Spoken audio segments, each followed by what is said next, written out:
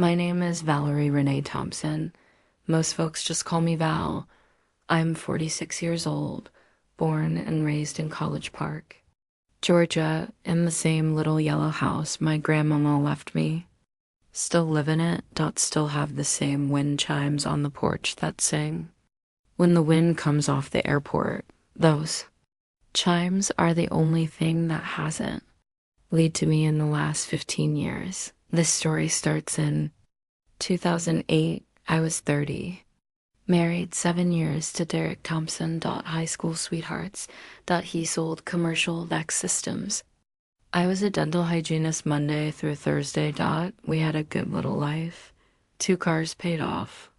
Friday night cookouts in the backyard. Vacation Bible school every summer. We were trying for a baby. Lord. We were trying month after month. Negative tests, tears in the bathroom. Me smiling through Sunday service like my heart wasn't breaking. Then one night in October 2008, Derek came home late, smelling like someone else's perfume. Eyes red like he'd been crying. He sat me down on our brown leather couch and said the words that changed everything. Val, I messed up. There's a woman at the office. Latress. She's 6 months pregnant. She says it's mine.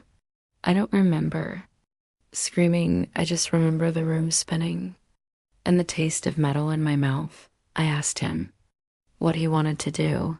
He said he didn't know. I told him to get out. He left. But 3 days later he came back begging, saying Latress was threatening to get rid of the baby if he didn't leave me. I was raised in the church, was raised that babies are blessings, no matter how they get here. I was raised that marriage is forever. So I did the only thing I knew how to do. I opened the door. Latress gave birth to a little girl on February 14th, 2009. Valentine's Day. 7 pounds, 2 ounces, big gray eyes, and a head full of silky curls. They named her Amaya Renee Thompson, Renee after me, because I was going to be in her life. Derek said, because we were keeping her. Latress signed over full custody too. Weeks after delivery, said she wasn't ready to be a mama, that me and Derek could give the baby a better life. I still have the papers. I paid the lawyer $4,200 to make it legal, and just like that, I became a mother. Not the way I planned. But God don't always ask our plans, do he? Amaya called me Mama from the time she could talk. First word. Not daddy. Mama. She reached for me. When she cried, she fell asleep on my chest every single night until she was 4. I was at every doctor's visit, every ballet recital, every parent-teacher night. I braided her hair with the little rainbow balls, taught her how to read with those Bob books, taught her how to fry chicken and how to say ma'am and sir, taught her that love is action, not just words. Derek was a good daddy when he was home, but he traveled a lot. So it was me and Amaya against the world. Never once called her my stepdaughter. She was my daughter. Period. People tried to warn me. My mama, rest her soul, pulled me to the side in 2012 and said, Val, that girl gone. Break your heart one day. She got her mama's blood. I told Mama she was wrong. I told everybody they were wrong. I said love is enough. Fast forward to March 2023. Amaya is 22 years old. Beautiful. Senior at Spelman College on a full scholarship. I helped her apply for. She's home for spring break. Dancing around my kitchen in my old IKEA t-shirt, singing Beyonce off key like she always does. She had bought one of those Ancestry kits for Christmas. Thought it would be cute to see where her curls came from. We all spat in the tubes together as a family. Me, her, Derek, laughed about it. I told her she was probably part Nigerian like me, maybe some Irish from Derek's side. The results came in on a Tuesday.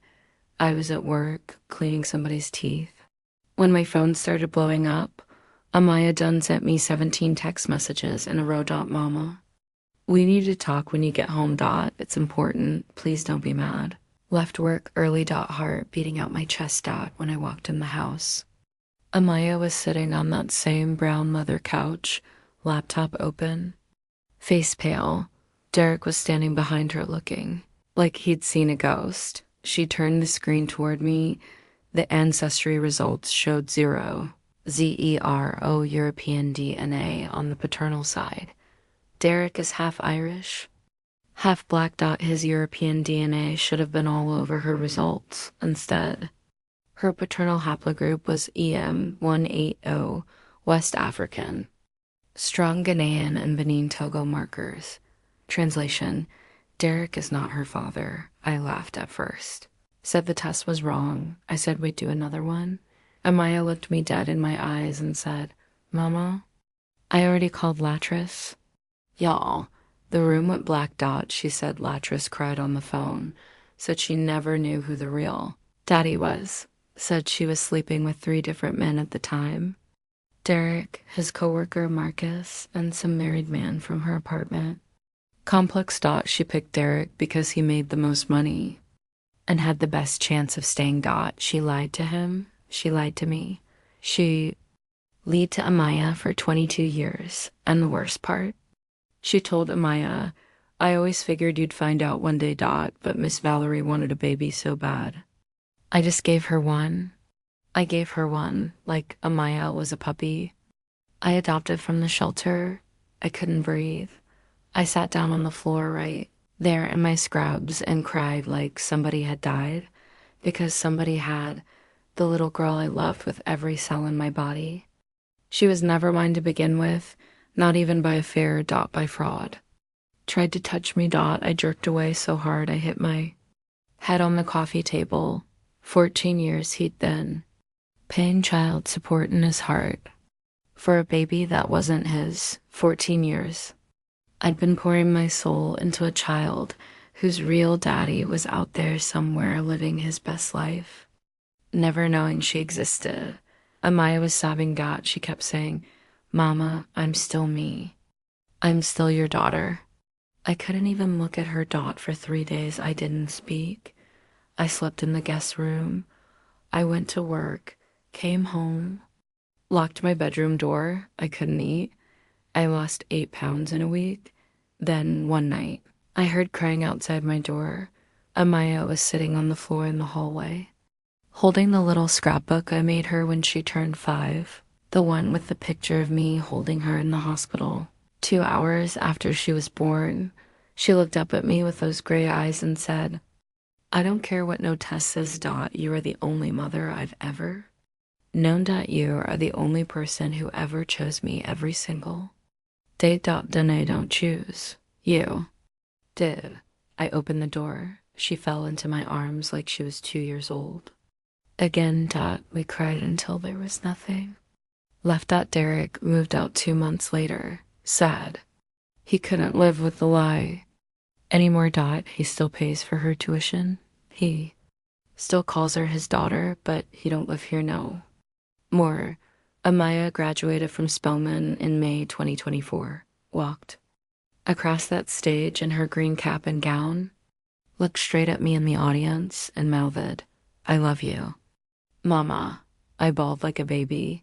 She legally changed her last name to Thompson Valdez last month. Added my maiden name to his. Said she wanted the world to know she belongs to both of us. Too. The man who helped raise her and the woman who never stopped. I still get sad.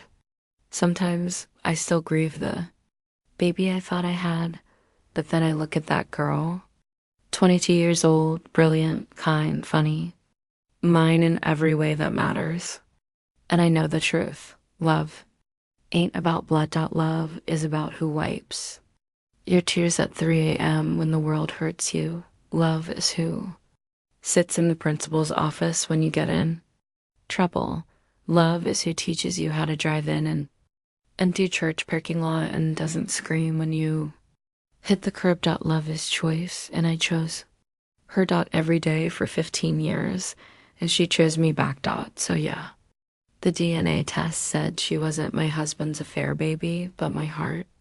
My heart says she's my daughter, and no $99 spit kit will ever change that. I'm Valerie Renee Thompson, and that's my baby doll, always will be Dot. Thank y'all for listening. If you hold a child in your arms that didn't come from your body but came from your soul, this one was for you. See you in the comments. I read every single one.